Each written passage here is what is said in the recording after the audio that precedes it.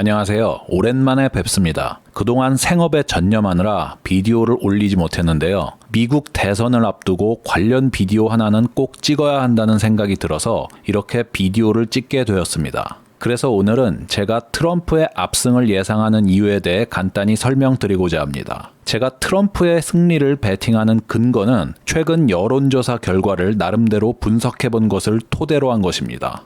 제 정치 성향이나 정성적인 면을 최대한 배제하고 선거 관련 여론조사 데이터로만 말씀드리겠습니다.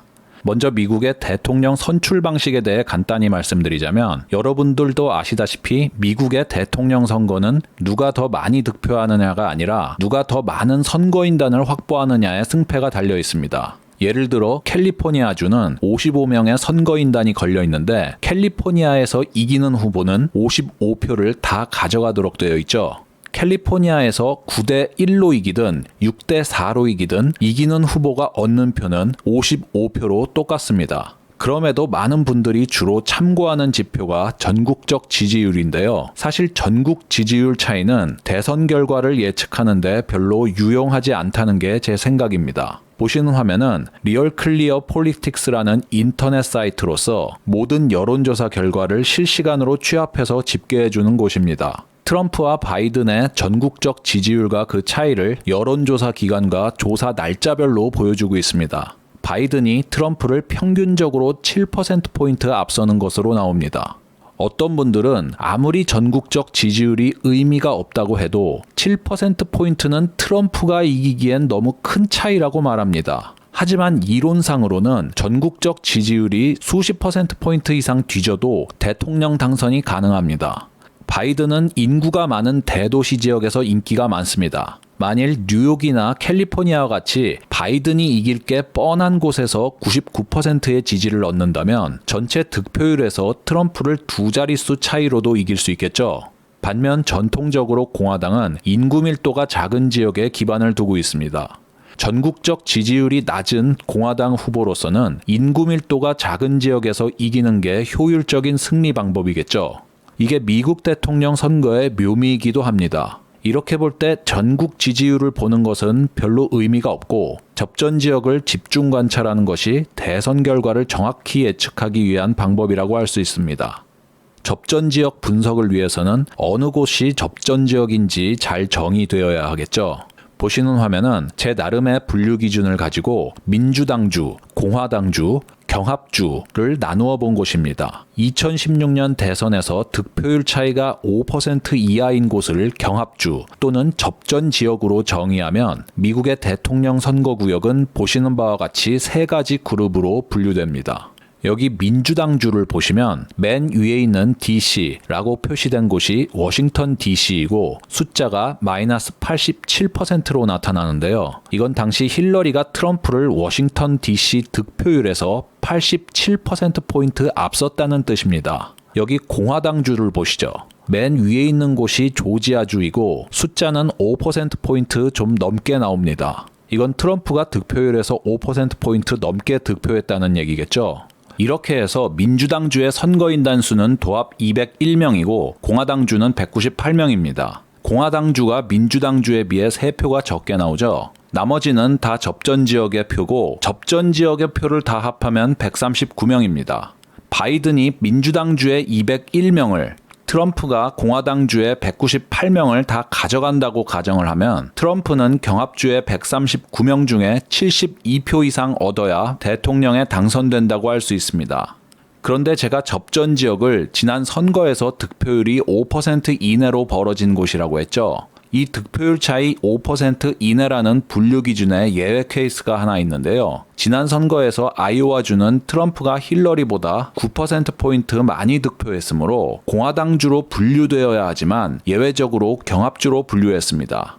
이러한 예외를 둔 이유에는 두 가지가 있는데요. 하나는 트럼프에 불리하게 카운트했음에도 여전히 트럼프의 당선 가능성이 높음을 보여드리기 위함이고, 다른 이유는 아이오와가 실제로 최근 여론조사 결과에서 바이든이 약간 우세한 것으로 나타났기 때문입니다. 아이오와주의 여론조사 평균에서 바이든이 1.4%포인트 앞서는 걸로 나오죠. 자, 이번 대선에서 민주당주는 바이든이 다 먹고 공화당주는 공화당이 다 먹는다고 가정해 봅시다. 이제 우리는 경합 지역에서 누가 이길 것인지 살펴보기만 하면 되겠죠.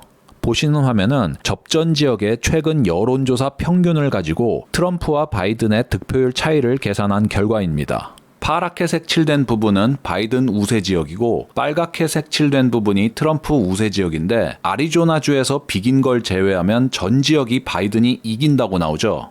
여기까지만 본다면 바이든의 백악관행이 확실한 것 같습니다만 저는 여전히 트럼프의 압승을 확신합니다. 여러분이 지금 보시고 계시는 것은 최근에 실시된 여러 여론조사 결과를 평균한 값입니다. 신뢰성이 떨어지는 여론조사로 오염될 수밖에 없고 저는 이 값을 신뢰할 수가 없습니다. 2016년 대선이 거의 모든 여론조사 기관들의 무덤이 되었던 이유는 무엇이었죠? 샤이 트럼프, 즉 누구를 찍을지 공개하지 않는 트럼프 지지자들이 상당수 존재하는 한 기존의 여론조사 방식을 고수한다면 정확한 선거 결과의 예측이 불가능합니다. 그로부터 4년이 지난 현재 샤이 트럼프가 사라졌다는 증거는 어디에도 없습니다. 그렇다면 신뢰할 만한 여론조사만 가지고 접전 지역을 분석한다면 어떤 결과가 나올까요? 보시는 화면은 트라팔가 그룹이라는 기관에서 실시한 여론조사 결과를 바탕으로 접전 지역의 득표율 차이를 나타낸 표입니다. 여기서는 아까랑 달리 빨간 곳이 좀 보입니다. 트라팔가의 여론조사로는 트럼프가 미시간, 펜실베이니아, 플로리다, 아리조나, 노스캐롤라이나 도합 5주에서 지지율이 우위에 있다고 나타나고 있습니다. 트라팔가 그룹은 지난 대선 결과를 정확하게 예측한 곳으로 유명한 곳입니다. 특히 득표율에서 박빙을 보였던 미시간주와 펜실베이니아 주에서 트럼프의 승리를 예측한 유일한 곳입니다. 트라팔가는 다른 여론조사 기관과는 달리 샤이 트럼프 지지자들을 반영할 수 있는 기법을 가지고 분석하는 것으로 알려져 있습니다. 여기 NA라고 표시된 부분은 트라팔가의 여론조사 결과가 없다는 뜻이고 이러한 곳은 다 바이든이 이긴다고 가정합시다. 먼저 미시간의 조사 결과입니다. 이곳은 16표가 걸려 있는데 트럼프가 무려 2.5%포인트 앞선다고 나옵니다. 펜실베이니아는 20표가 걸려 있고 트럼프가 0.8%포인트 앞섭니다. 플로리다는 29표, 트럼프가 2.7%포인트 앞서 있습니다. 아리조나는 11표가 걸려 있고 트럼프가 4%포인트 앞서는 걸로 나오고 노스캐롤라이나는 15표가 걸려 있고 트럼프가 2.8%포인트 앞섭니다. 이 표들을 합하면 도합 91표가 나오는데요. 아까 말씀드렸던 공화당주 198표란 더하면은 289표가 나옵니다. 바이든의 득표수는 전체 538표에서 트럼프의 289표를 빼면 249표가 나오죠. 즉 최대한 트럼프에 불리하게 해석한다 해도 바이든과 40표 차이로 앞선다는 것을 알 수 있습니다. 제 주관적인 판단으로는 아까 바이든에게 양보한 아이오와주의 6표와 위스콘신주의 10표도 트럼프에게 돌아갈 것으로 보입니다. 이렇게 된다면 트럼프는 최소 득표수인 289표에 16표를 더하여 305표를 무난히 건지겠죠. 제가 트럼프의 재선을 확신하는 이유는 이뿐만이 아닙니다. 여러분이 화면에서 보시는 사람은 미국 굴지의 투자은행 JP 몰건의 금융공학과 글로벌 투자 전략의 리서치 조직의 장을 맡고 있는 마르코 콜라노비치 박사입니다. 이분이 최근에 미국 대선 결과의 예측과 관련하여 흥미로운 보고서를 썼는데요. 콜라노비치 씨는 이 보고서에서 결코 바이든이 이길 것이라는 속단으로 투자하지 말라라고 경고했습니다. 콜라노비치 씨는 여론조사 말고 대선 결과를 예측할 만한 좋은 지표가 있느냐라는 투자자들의 질문에 답변하기 위해 이 보고서를 썼다고 하는데요. 이분이 제시한 지표는 신규 유권자 등록수입니다.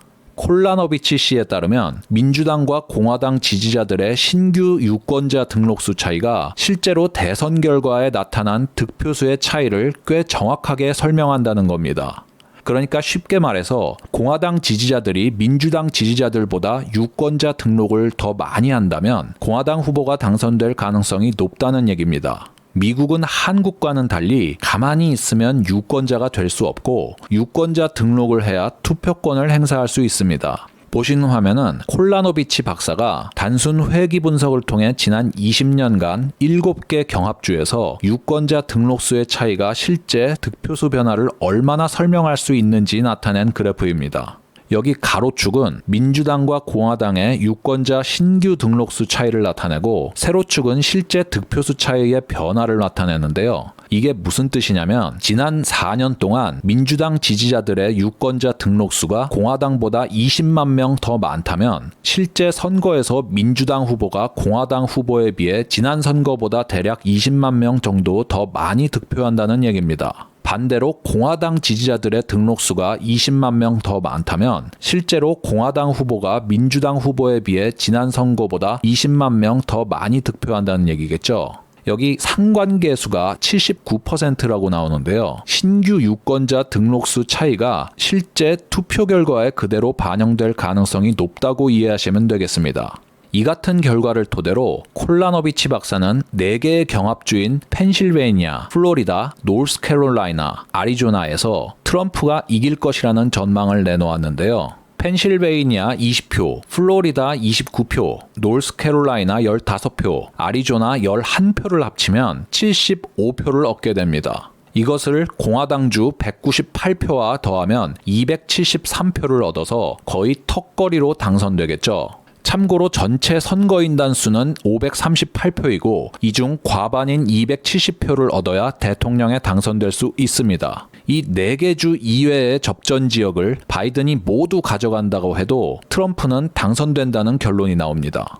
특히 펜실베이니아만 따로 회귀 분석을 돌린 결과를 보면 트럼프가 다른 데는 몰라도 펜실베이니아는 확실히 가져가겠다는 생각이 드는데요. 보시는 차트에서 그 회귀 분석 결과를 보여주고 있습니다. 여기 아래 제곱이 0.98 정도 나온다고 나오죠. 이걸 결정계수 또는 R² 값이라고 하는데 이 값이 1에 가까울수록 회귀 분석의 설명력이 높아진다고 이해하실 수 있습니다. 결정계수가 0.98이면 대단히 높은 값이고 펜실베이니아에서 공화당 지지자들이 민주당 지지자들보다 유권자 등록을 20만 명 정도 더 한 것을 감안한다면 실제 득표율 차이는 이만큼 더 벌어지리라 예상할 수 있습니다. 정리하겠습니다. 보시는 화면은 제로헤지라는 인터넷 매체의 10월 10일자 기사인데요. 여기 재밌는 사실이 소개되어 있습니다. 디마크러시 인스티튜트라는 곳이 2016년 트럼프의 당선을 예측한 극소수 기관 중에 하나인데요.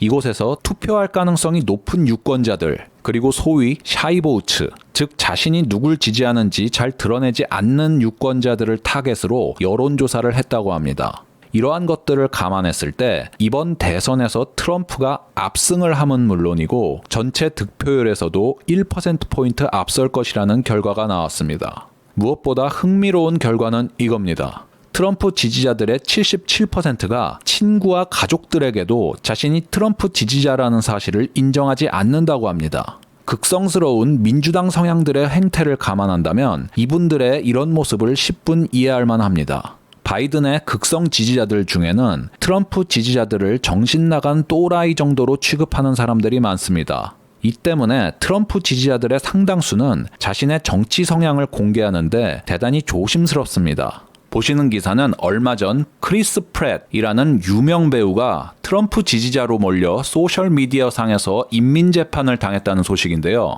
크리스 프렛은 세계적으로 히트친 가디언즈 오브 갤럭시의 주인공입니다. 프렛이 트럼프 대통령을 지지하고 성소수자를 반대하는 강경 보수주의자라는 확인되지 않은 글들이 나돌았고 곧 프렛에 대한 인신공격과 비방으로 이어졌다. 민주당 지지자들의 해코지를 당할 수 있는 분위기에서 트럼프를 지지한다고 당당하게 공개하길 꺼려할 사람들이 저는 꽤 많을 것이라고 생각합니다. 이러한 사실은 침묵하는 트럼프 지지자들이 지난 대선 때와 마찬가지로 그대로 존재하고 있고 트럼프의 재선의 결정적인 변수라는 의미입니다. 보이는 게 다가 아니라는 말이 있죠. 실제 투표장에 나가는 유권자들, 누구를 지지하는지 공개하는 걸 기피하는 유권자들, 이들을 제대로 반영하지 않는 여론조사는 결코 신뢰할 수가 없습니다. 트라팔가 그룹, 디마크러시 인스티튜트 등 지난 대선 결과를 정확히 예측했던 여론조사 전문기관들은 이번에도 주저없이 트럼프의 당선에 베팅하고 있습니다. 오늘은 여기까지 하겠습니다. 감사합니다.